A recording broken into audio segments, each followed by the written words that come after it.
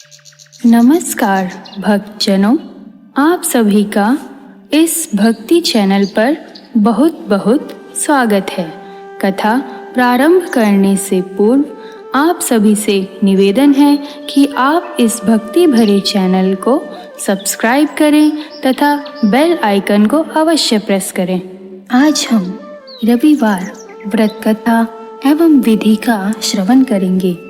रविवार का व्रत सूर्य देवता का व्रत माना गया है।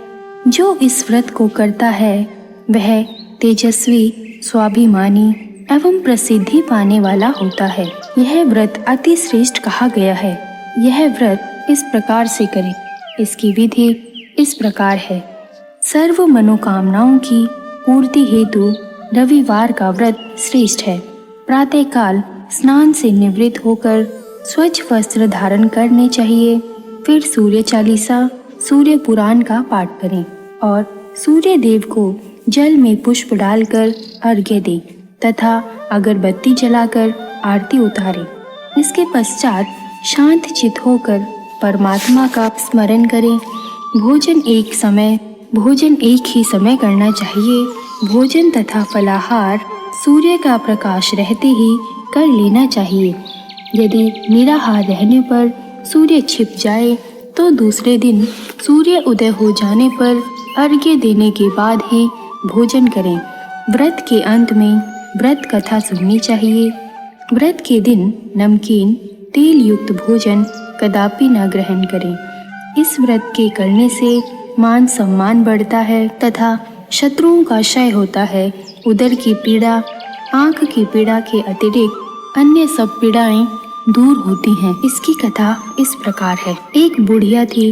उसका नियम था प्रति रविवार को सवेरे ही स्नान करके घर को गोबर से लीपकर फिर भोजन तैयार कर भगवान को भोग लगाकर स्वयं खाती थी।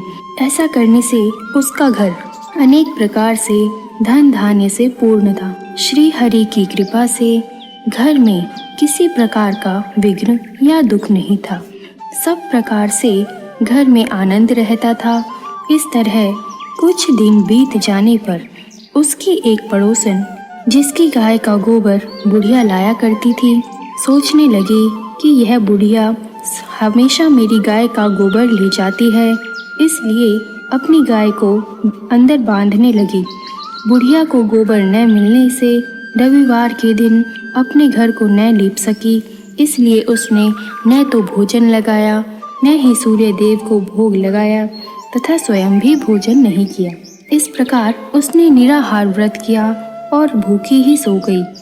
रात में भगवान ने उसे स्वप्न दिया और भोजन न बनाने तथा भोग न लगाने का कारण पूछा। वृद्धा ने गोबर न मिलने का कारण सुनाया। तब भगवान ने कहा, हे माता, हम तुमको ऐसी गौ देते हैं जिससे सभी इच्छाएं पूरी होती हैं, क्योंकि तुम हमेशा रविवार को गौ के गोबर से घर को लीपकर भोजन बनाकर मेरा भोग लगाकर स्वयं भोजन करती हो। इससे मैं खुश होकर तुमको वरदान देता हूँ। निर्धन को धन और बांझी स्त्रियों को पुत्र देकर उनके दुखों को दूर करता हूँ तथा अंत समय में मोक्ष देता हूँ। स्वप्न में ऐसा वरदान देकर भगवान अंतर्ध्यान हो गए। सुबह बुढ़िया की आंख खुली तो उसने देखा कि आंगन में एक अति सुंदर गाय और उसका बछड़ा बंधे हुए हैं। वह गाय और बछड़े को देखकर बहुत प्रसन्न हुई और उसको घर के बाहर बांध दिया और वहीं खाने को चारा डाल दिया। जब उसकी पड़ोसन बुढ़िया ने घर के बाहर एक अति सुंदर गौ और बछड़े को देखा तो द्वेष के कारण उसका हृदय जल उठा और उसने देखा गाय ने सोने का गोबर दिया है, तो वह उस गाय का गोबर ले गई और अपनी गाय का गोबर उसकी जगह पर रख दिया। वह नित्य प्रति ऐसा ही करती रही और सीधी सादी बुढ़िया को इसकी खबर नहीं होने दी। तब सर्वव्यापी ईश्वर ने सोचा कि चालाक पड़ोसन के कर्म से बुढ़िया ठगी जा रही है, तो ईश्वर ने संध्या के समय अपनी माया से बड़ी जोर की आंधी चला दी। बुढ़िया ने आंधी के भय से अपने गऊ को भीतर बांध लिया। प्रातःकाल जब वृद्धा ने देखा कि गऊ ने सोने का गोबर दिया है तो उसके आश्चर्य की सीमा न रही और वह प्रतिदिन गऊ को घर के अंदर बांधने लगी। उधर पड़ोसन ने देखा बुढ़िया गऊ को घर के अंदर बांधने लगी है और उसको सोने का गोबर उठाने का दाव नहीं लगता। ईर्ष्या और डाह से चल उठी और कुछ उपाय न देख पड़ोसन ने उस देश की राजा की सभा में जाकर कह दिया, महाराज, मेरे पड़ोस में एक वृद्धा के पास ऐसी गऊ है जो आप जैसे राजाओं के ही योग्य है। वह नित्य सोने का गोबर देती है।